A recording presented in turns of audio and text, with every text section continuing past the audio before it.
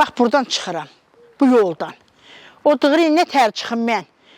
Yola, hələ bir yola bax, özüm yeriyəmirəm, baldırım çox qırılıq dığırı da buradan dığırı çıxarma. Belə olur mu ki? Sudan çox problem çəkirik, çox ayrı cürə.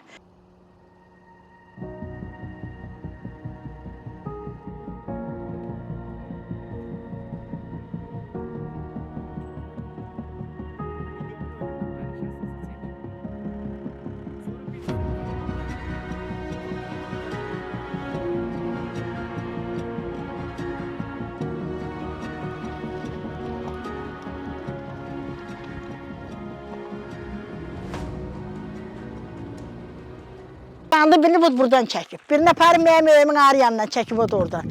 Çəkməklə su yoxdur, yaraşıq mı qoyub bunu buraya? Cəmaət qırıldı axırı. Biz sudan çox problemi çəkirik, çox problemimiz var. Qabaqdan oldu, bir cürə çəkdilər, göstərdi, ondan sonra təmiz bağladılar. Hə, bir dəfə əldə olsa heç gəlmədi ay oğul.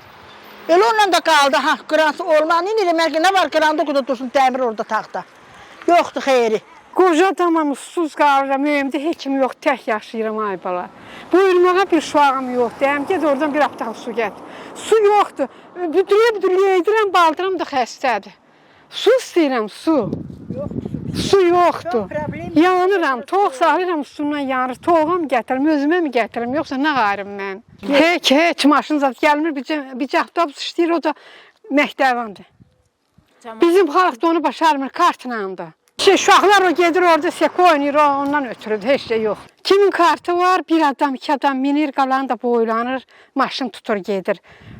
Bir 300 manat pensiya alır, onu da ona verir. Belə dolandıq, bizdə dolanma yoxdur. Nə deyim özgə valla, susuz dahi yanırıq gerçəklə. Bizdə əsas problem su. Su gəlməyəndə dolça qonşu yedirik, bu qonşu sən mənə ver, mən də sana verim, belə olur mu? Belə olmaz axır, belə çox çətinlikdir. Yəni öyündə cavan adam olan zarar yoxdur, gənə gedir, hazın sapır gətirir, məni kimsə kim gəlsin.